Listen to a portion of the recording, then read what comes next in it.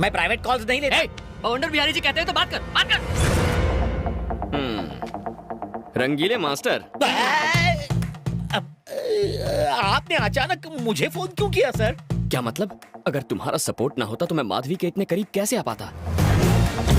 इसीलिए तो नए साल की मुबारकबाद देने मैंने तुम्हें पहले फोन किया। इतने सालों से मुझे किसी ने विश नहीं किया, आपको यही मौका मिला। हाँ मास्टर जी, बताओ मूंगफली, अनार और छिलका कैसे? उन्हें क्या होना है, खा पी के सांड हो गए हैं। ये क्या कर रहा है? काम की बात कर, पूछ कहाँ है?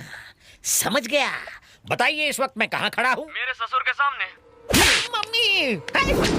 एक बाप की औलाद है तो सामने आ। मेरे बाप के बारे में कुछ बोला ना तो इतना मारूंगा कि अपने बाप का नाम भूल जाएगा। मेरी बेटी कहाँ है? 70 kg weight, 170 centimetre height, 6 pack body और इतना जिगर है कि किसी भी तूफान का सामना कर लूंगा। इन शॉर्ट ससुर जी, आपकी बेटी बैटिंग राजा के पास सेफ है। तू अपनी मौत से खेल रहा है। पैदाइशी शौक है वो मेरा। जिस दिन मिलेगा ना, टुकड़े टुकड़े कर दूंगा।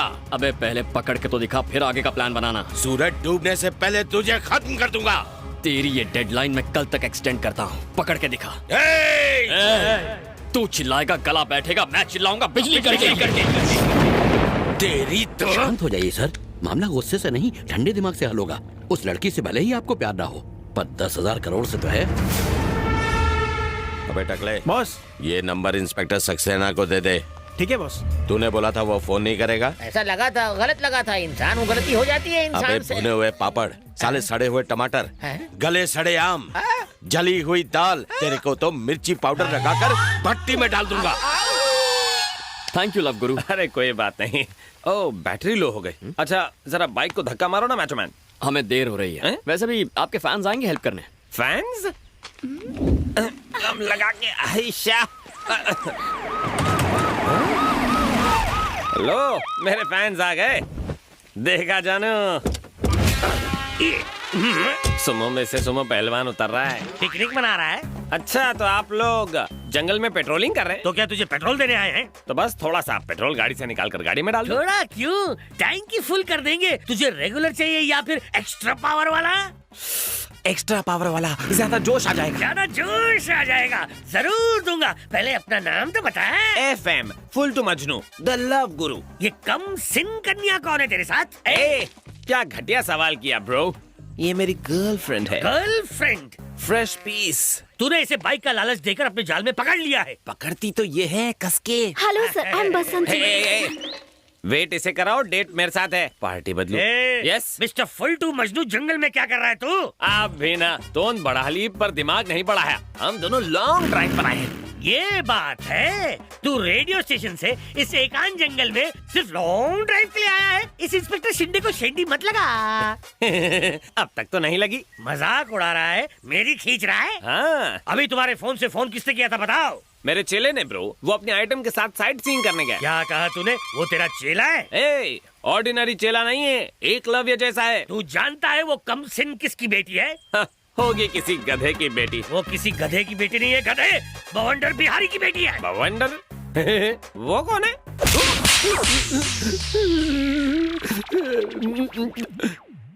सर ये रॉन्ग है सर। जिस देश में आतंकवादी से नरमी से पेश आते हैं, उस देश में मुझ जैसी सेलिब्रिटी को सेल में धोया जा रहा है।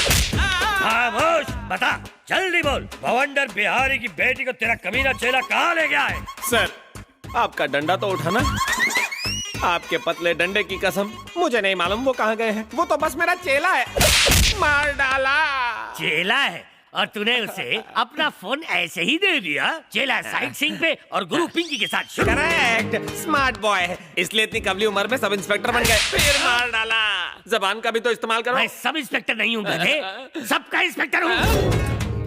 सर बड़ी मुश्किल से इस ढलती उम्र में कबली पीस हाथ में लगी है और आप मेरे खड़े अरमानों पर पानी फेरे जा रहे हैं। वो मेरा चेला नहीं है। अगर तेरा चेला नहीं है तो तू उससे अपने पैर दबा रहा था। काना आइटम के साथ लॉन्ग ड्राइव पर बदली कर। अच्छा, अपना स्टूडियो छोड़कर शहर से तू सीधा जंगल तक लॉन्ग ड्राइव पर गया था? अरे कम अकल वाले भैंसे, बार बार वही रट लगा रखी है। बोला ना कि वो ऐसे चिपक के बैठी थी कि मजे लेने में पता ही नहीं चला कि कब मैं जंगल में घुस गया। ऐसा है क्या? और क्या। सर आप कहाँ जा रहे हैं सर? सबूत इकट्ठा करने। मैं भी तो देखूं कि तेरी बात कितनी सच्ची है। सर वो फूल जैसी नाजुक और आप भैंसे जैसे भारी, क्या होगा? प्यार में नो टेंशन बालक, नो सॉरी। मैं अपने मोटे से फिगर को पतला करने के लिए उसे लॉन्ग ड्राइव पे ले जा रहा हूँ। शायद तेरी तरफ मेरी भी तन्हाई दूर हो सके। अब समझ में आया बच्चन साहब क्यों बोलते हैं कि कॉल में आपकी जिंदगी बदल सकती है। जाओ जाओ टेस्ट ड्राइव लो।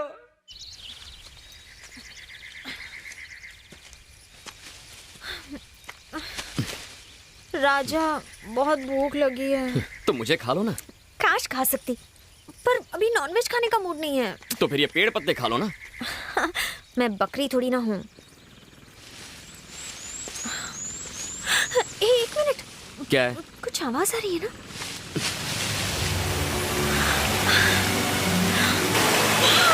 So beautiful, amazing। चलो नहाते हैं। मुझे नहीं नहाना, तुम जाओ। क्यों?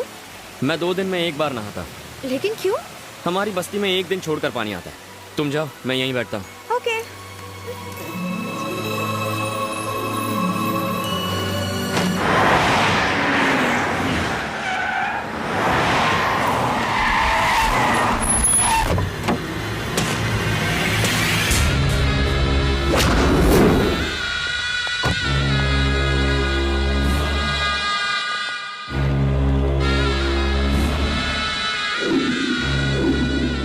एक नहीं, पूरे 13 साल मैंने इस दिन का इंतजार किया था।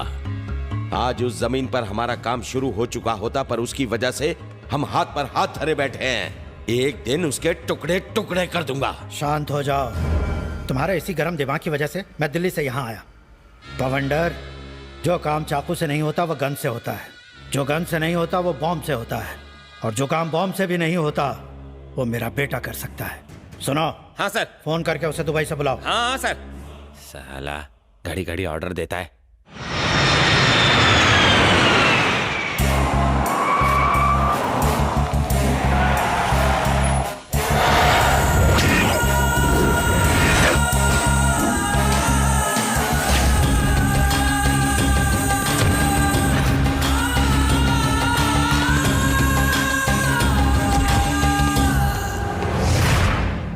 हाथ में पावर, जेब में पुलिस और गुंडे 1040, फिर भी हाथ पर हाथ धरे बैठे हो।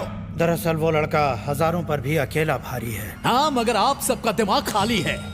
आप उससे मेरी शादी करवाने वाले थे और उसकी प्रॉपर्टी का लालच देकर कहा कि उससे दूर रहो, दूर रहो, और इसीलिए आपने मुझे दुबई भेज दिया। क्या उखाड़ लिया आपने?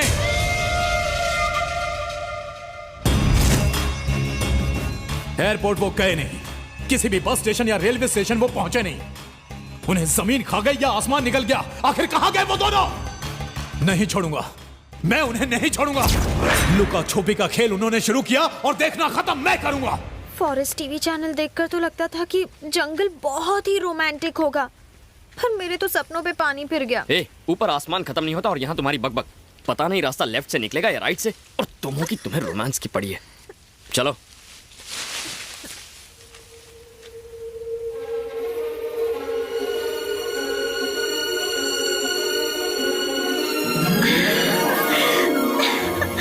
देखो कितने सारे सफेद कमल के फूल।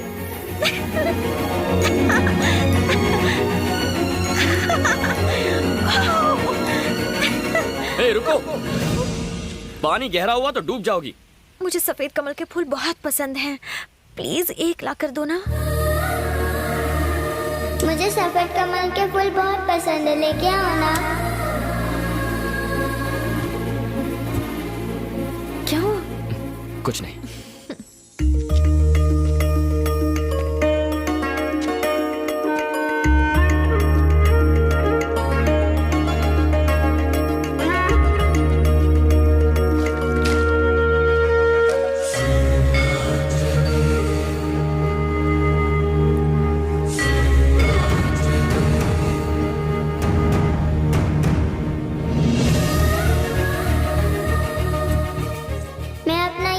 दूंगी।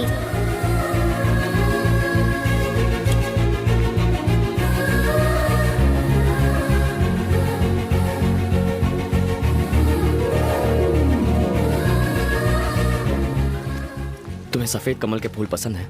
ये मेरी जान है। और तुम्हें? ये मेरी जान को पसंद है। कौन है वो? माधवी। वहां देखो। वहाँ क्या आग लगी होगी? नहीं, धुएं का मतलब है कोई घर या ढाबा होगा।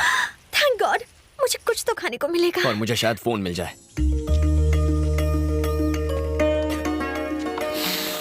अरे भैया, हाँ? 10 वाला चिप्स कितने का? 10 का। 10 का? हाँ। 1 रुपए में देता है क्या? शादी में है। 5 का आधा दे दे। चल निकल। तू नहीं दिया, मैं ले लिया। क्या पैसा पैसा करता रहता है।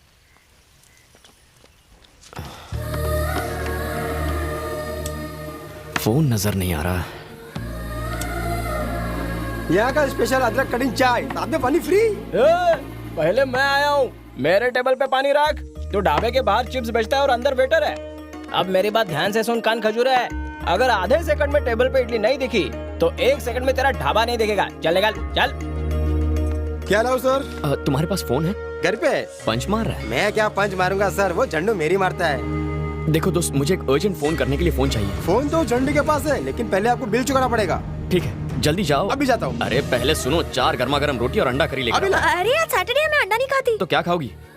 एक्चुअली चिकन लेकर आना। अभी तो कहा तुम अंडा नहीं खाती। उसकी मम्मी चलेगी। लेकर आओ। हाँ। ये ले इडली तेरी। अबे तो बासी है। ताजी है। ठीक है, चटनी डाल। हाँ। ये ले ठूस। चटनी इडली के पास होनी चाहिए। ले आ गई। खुश? हाँ। अब झुक के खाना। चलेगा।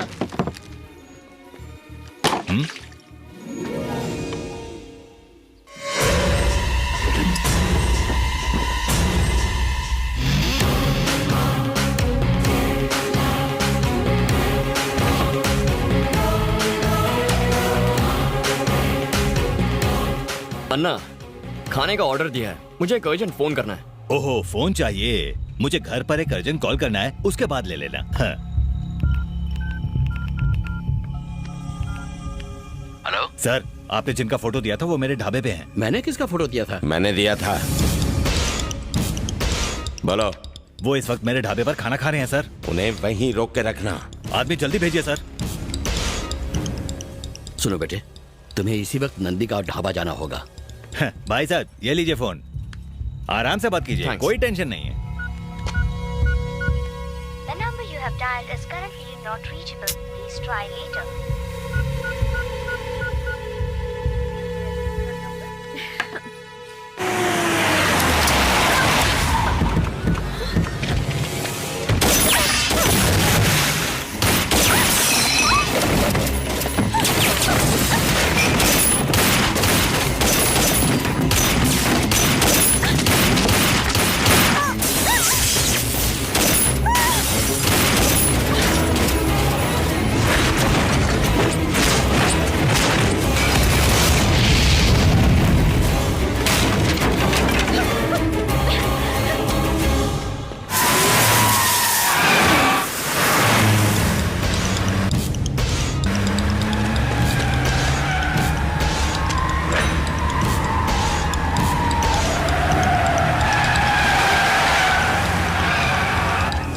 अंदर बैठो जल्दी।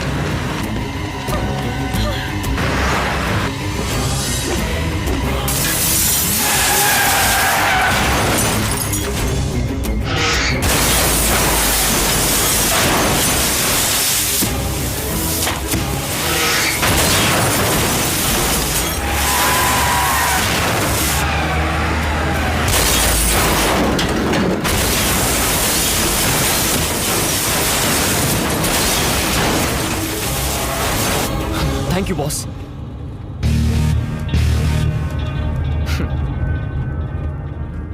You are welcome boss. तुम यहाँ? हाँ पार्टनर, मैं। साले गाड़ी रोक पहले।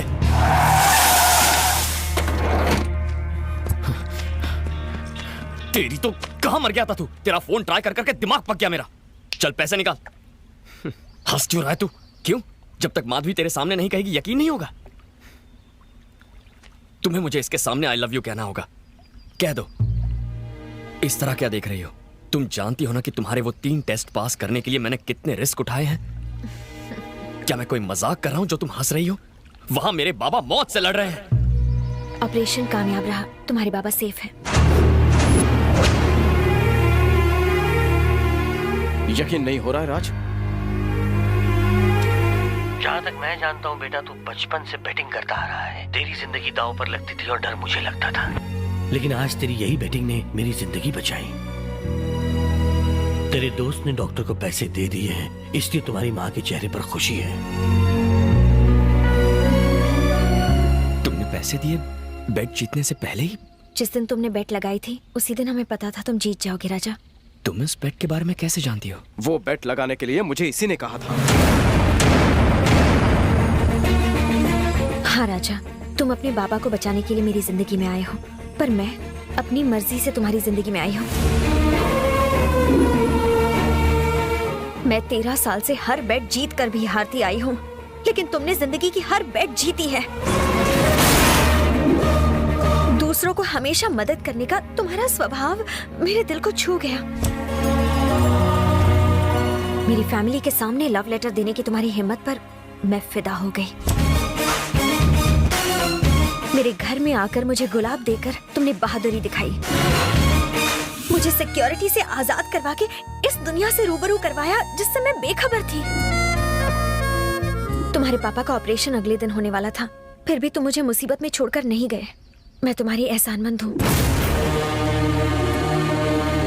तुम्हारे अंदर 100 लोगों का गुरूर है, 1000 लोगों की ताकत है और लाखों लोगों का दिमाग है तुम में। इसीलिए मैंने अपने बचपन के खास दोस्त जेम्स को तुम्हारे पास भेजा। बैटिंग तो सिर्फ बहाना था तुम्हारे पास आने का।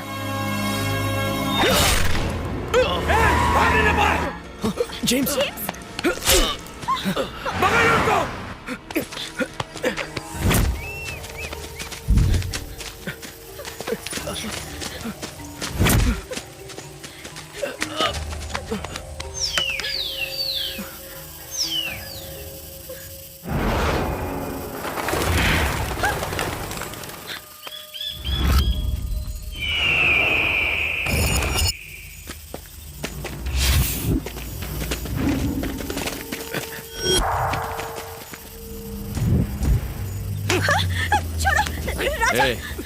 हाथ छोड़ दे वरना तुझे जान से मार दूंगा।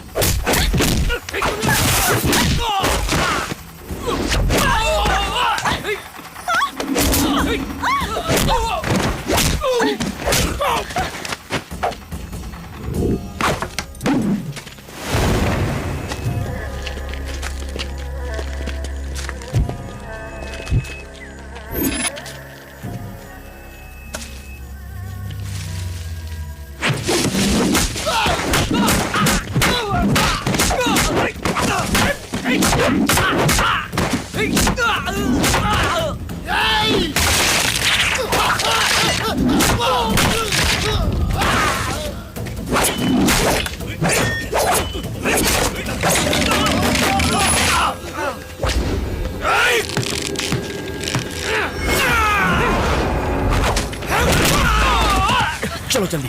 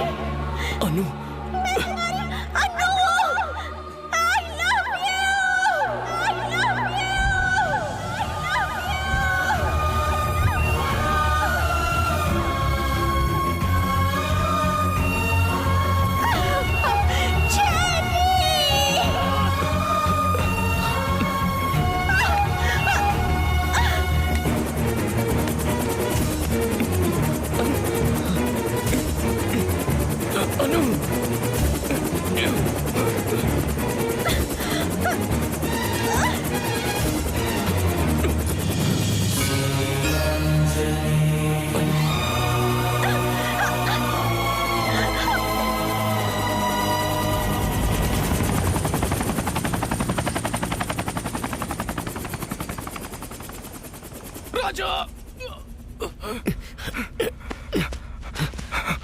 जेम्स, उसका नाम अन्नू है।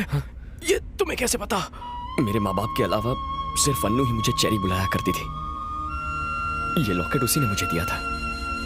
इसका मतलब तुम सूर्यनारायण जी के बेटे हो? हाँ हाँ।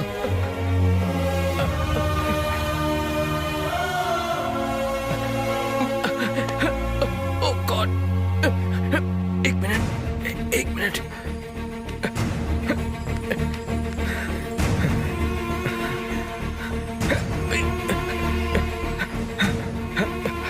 हेलो बाबा, राजा और कोई नहीं, सूर्यनारायण जी का बेटा है।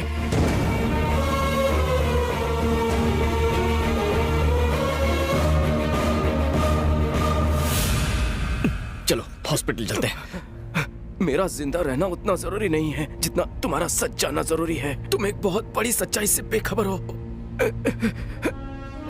तुम्हारे पिताजी ने जो पूजा करवाई थी उसमें जो हादसा हुआ था वो हादसा नहीं था, वो धमाका जानबूझकर करवाया गया था। अपना गांव रायदुर्ग, जिसकी कुल देवी भवानी थी, पर गांव के जीते जागते भगवान तो तुम्हारे पिताजी थे। विजय प्रताप और तुम्हारे पिताजी कॉलेज के जमाने से जिगरी दोस्त थे। उन दोनों की सच्ची दोस्ती की वजह से तुम्हारे पिताजी के कहने पर विजय प्रताप जी ने अपनी 3000 एकड़ की जमीन रायदुर्ग के किसानों को खेती करने के लिए लीज पर दे दी। विजय प्रताप अपने बिजनेस के सिलसिले में लंदन चले गए। इसी फिराक में था उनका साला बवंडर बिहारी। सर, हमें जांच से पता चला है ये जो 3000 एकड़ की जमीन विजय प्रताप ने किसानों को खेती करने के लिए लीज पर दी है उसमें A ग्रेड का आयरन ओर है। अगर हम इस जमीन को खोदकर सारा का सारा आयरन ओर निकाल लें तो हमें करोड़ों का फायदा हो सकता है। मुबारक हो तुम्हें भी। किसानों को पता न चले इसलिए हम उसे पावर प्रोजेक्ट का नाम देंगे, लेकिन उसकी आड़ में चलेगा अपना धंधा और किसानों को फंदा। उन्होंने किसानों को मजदूरी छोड़कर अमीर बनने के सपने दिखाना शुरू कर दिया और लोगों को गोनी भरकर पैसे देने का वादा किया। अगर फैक्ट्री बन गई तो हमारे बच्चों का भविष्य संवर जाएगा। तुम्हारे पिताजी ने उन्हें समझाने की बहुत कोशिश की कि वो प्रोजेक्ट बोगस है और वो आयरन ओर के लिए जमीन हथियाना चाहते हैं, पर भोले भाले गांव वाले बवंडर के झांसे में पूरी तरह से आ चुके थे। हमें कोई परवाह नहीं है कि वो क्या करने वाले हैं। हमें बच्चों का भविष्य देखना है। हमें माफ कर दीजिए। बवंडर ने मासूम गांव वालों की आंखों में सुनहरे सपने सजा दिए थे। जब उन्हें ही परवाह नहीं तो आप उनकी इतनी परवाह क्यों कर रहे हैं? क्योंकि ये सभी हमारे अपने हैं, थोड़ा बहक गए हैं। कुछ दिनों बाद विजय प्रताप लंदन से आ जाएगा, तब मैं उसे सब कुछ बता दूंगा। सूर्यनारायण जी ये सच्चाई विजय प्रताप जी को ना बता दें, इसीलिए उसी रात उन्हें अगवा किया गया। छोड़ दो उन्हें। बवंडर बिहारी के आदमियों ने सच्चाई बताने पर तुम्हें और तुम्हारी माँ को मारने की धमकी दी। अगले दिन विजय प्रताप लंदन से वापस आए। आओ बेटी, आओ। विजय प्रताप जी की आंखें तुम्हारे पिताजी को देखने के लिए बेचैन थीं। मुझे लगा सूर्य नारायण मुझे लेने आएगा, पर वो है कहाँ? वो नगर पंचायत गया है जमीन के काम से। आइए चलते हैं। वो जानते थे कि सूरज देर से निकल सकता है, पर सूर्य नारायण उनसे मिलने कभी देरी से नहीं आ सकता। विजय प्रताप जी को बवंडर पर शक होने लगा और वो तुम्हारे घर पहुंचे। तुम्हारे मां के आंसुओं ने सारी सच्चाई बता दी। उन्होंने अपने दोस्त सूर्य नारायण को कोठरी से रिहा किया और बवंडर को सबक सिखाने की ठान ली।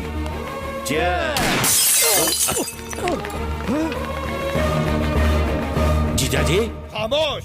बवंडर, यहाँ से अभी निकल जाओ। बवंडर ने जगह तो छोड़ दी, मगर जमीन का लालच ना छोड़ पाया। अब ये जमीन सिर्फ और सिर्फ किसानों की होगी। अब कोई लीज नहीं होगी। आने वाली पूनम की रात को मेरी बेटी माधवी का जन्मदिन है और उस दिन देवी दुर्गा भवानी के महायज्ञ में मैं जमीन के सारे पेपर्स अपनी बेटी के हाथों से किसानों में बांट दूंगा। अगर आप ऐसे हालात में उनकी फैमिली पर हमला करेंगे तो सारी प्रॉपर्टी ट्रस्ट के नाम हो जाएगी। अरे ये मोटी मोटी किताबें लेकर क्या कर रहे हो तुम? कोई रास्ता ढूंढो। एक रास्ता है। विजय प्रताप की मौत के बाद प्रॉपर्टी उनकी बेटी की होगी। हाँ तो हमें उसके बालिग होने का इंतजार करना पड़ेगा और उसके बाद उसके एक ही दस्तखत से सारी प्रॉपर्टी आपकी। अगली सुबह किसानों को जमीन लौटाई जाने वाली थी। पूरा गांव खुश था जैसे कोई त्योहार हो, पर जैसे तुम फूल लेने गए वो हुआ जो किसी ने नहीं सोचा था।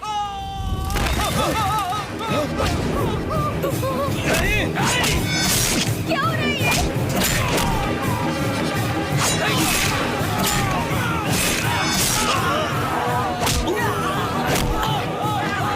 सूर्या!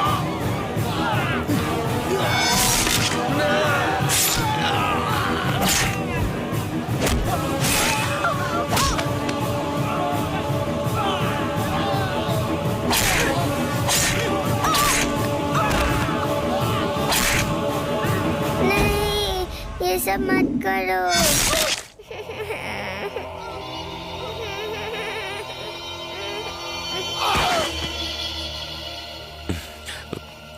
रो मत बेटा, आज से मैं मामा नहीं तुम्हारा पापा हूँ। बवंडर बिहारी ने माधवी को गले लगाया और उसकी जायदाद का बाप बन बैठा। उन दरिंदों ने पुलिस के सामने उस साजिश को ट्रांसफार्मर का धमाका बताया। जिस जमीन पर किसान अनाज उगाने वाले थे वो जमीन उन्हीं के खून से लथपथ थी। तुम्हारे पिताजी उस जमीन के लिए लड़े और उसी के लिए अपनी जान कुर्बान कर बैठे।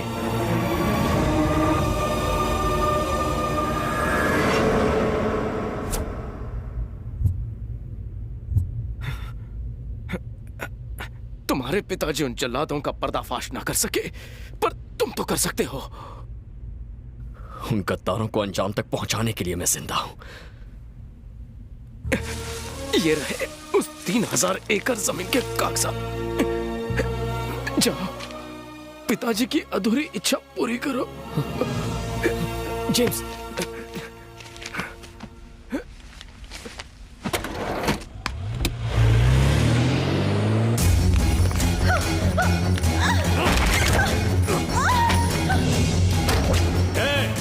बवंडर बिहारी को फोन लगा।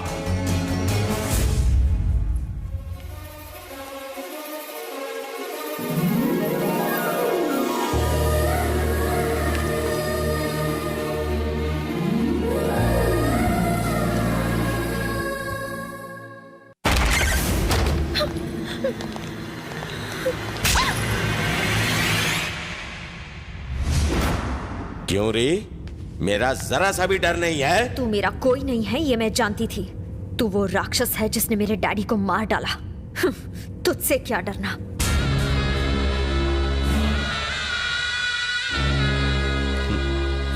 इतनी छोटी सी थी, जब से मैंने इसे पाला है, इसे सच्चाई का कैसे पता चला? और 1 जनवरी के दिन जब वो 18 साल की हुई तो उसे भागने का आइडिया किसने दिया? ये सब आप मुझसे क्यों पूछ रहे हैं? तेरा बेटा जेम्स उस जंगल में उन दोनों के पास क्या करने गया था? आखिर तेरे बेटे ने इसकी जिंदगी बचाने के लिए अपनी जिंदगी खतरे में क्यों डाली?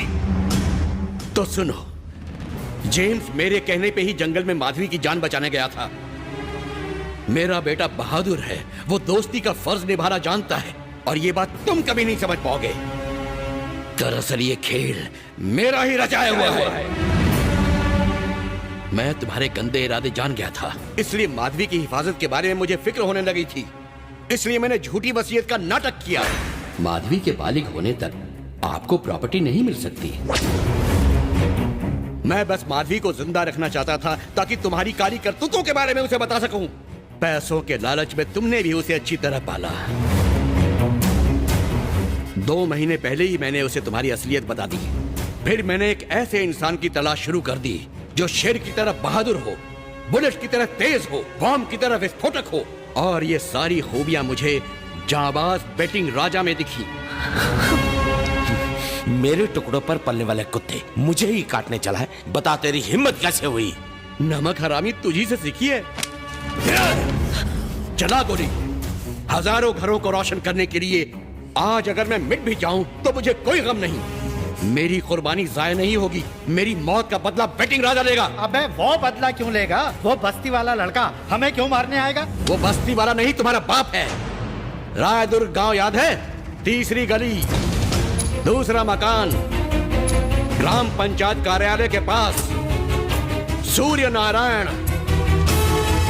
ये उसी सूर्य नारायण का बहादुर बेटा है। सूर्य नारायण का बेटा?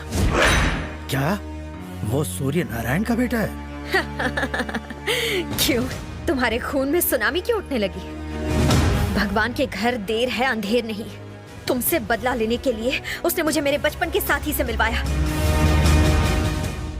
वो अपने बाबा का बदला लेने आता ही होगा, तुम सबका सर्वनाश करने, तुम सबको गीदड़ की मौत मारने।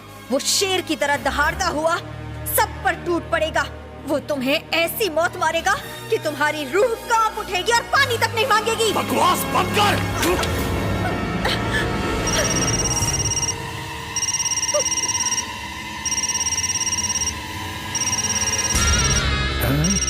इसके बेटे का फोन है। ले बात कर उससे बोल कि जमीन के सारे कागजात लेकर रायदुर्ग पहुंच जाए, और फिर हम उसे उसके बाप के पास पहुंचा देंगे। बुलाओ उसे, वरना इसे मार डालेंगे। बुलाओ उसे, बात कर उससे। हेलो बेटा, मैं माधवी को लेकर रायदुर्ग पहुंच रहा हूँ। राजा को जमीन के कागजात लेकर वहीं आने को कहो। माधवी की मौत के डर से मैंने उसे नहीं बुलाया है, बल्कि इसलिए बुलाया है ताकि मैं तुम सबकी मौत का जश्न मना सकूं।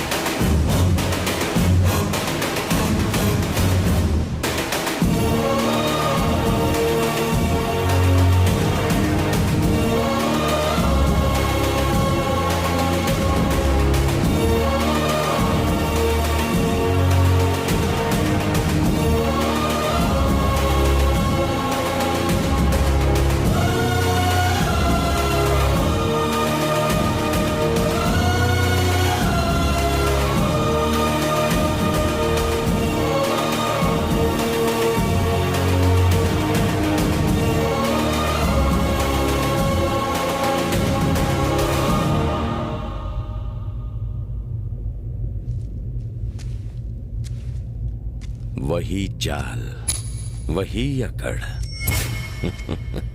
तुझे देखकर तेरा बाप याद आ गया। वही जगह, वही लोग, लेकिन मैं बरसों बाद यहाँ आया हूँ इतिहास बनाने के लिए। बच्चे हो अभी तुम, इतिहास बनाने में खुद इतिहास बन जाओगे। अबे सरकारी पिल्ले, इतिहास गवाह है कि नेताओं की कुर्सी जनता नहीं उखाड़ी है। आज तेरे भी दिन भर गए। जहां खड़ा है ना वहीं गाड़ दूंगा। मैं भी यहाँ फिजूल की बातों में वक्त बर्बाद करने नहीं आया। मुझे मेरी अन्नू चाहिए और तुम्हें जमीन के कागजात। बता अन्नू कहाँ है? अन्नू मुझे नहीं मालूम। यहाँ सब जानते हैं वो कहाँ है, पर कोई तुझे नहीं बताएगा। उधर देख।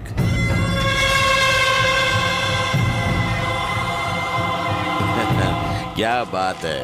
13 साल पहले इन्हें लगा कि सूर्य नारायण का बेटा मर चुका है, पर जैसे ही इन्हें पता चला कि तू जिंदा है, दौड़ते चले आए। हमें जमीन चाहिए और इन्हें तुम अपने बाप की अधूरी इच्छा पूरी करोगे ना? वाह। सुना है तुम बैटिंग के बहुत बड़े राजा हो और कोई भी बैट कभी हारते नहीं हो। जीतना तुम्हारी फितरत है। तो चलो एक बैट हम भी लगाते हैं। अगर तुम ये बैट जीत गए तो अनु भी तुम्हारी और प्रॉपर्टी भी तुम्हारी।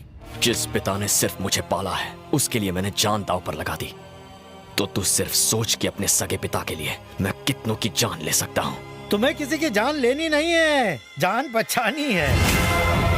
अब देखना यह है कि 10 मिनट में मरने वाले को तुम कैसे बचाते हो। जानना चाहेगा 10 मिनट में कौन मरने वाला है?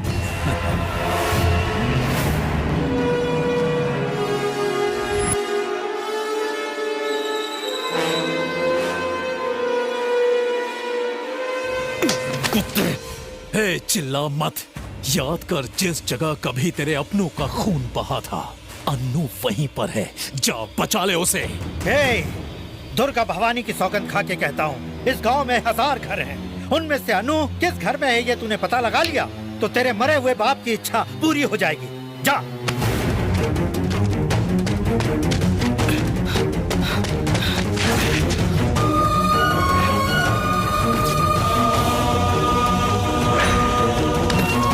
अनु! अनु!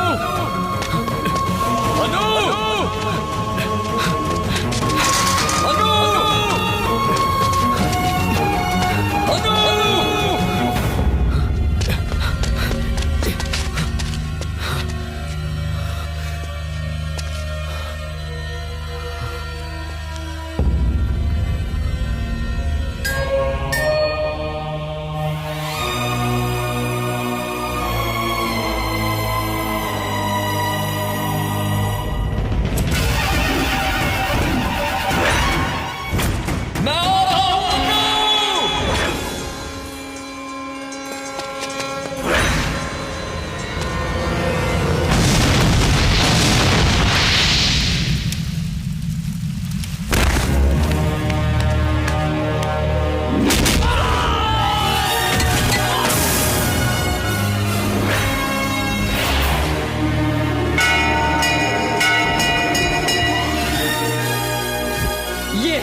हमारे सूर्य नारायण का बेटा।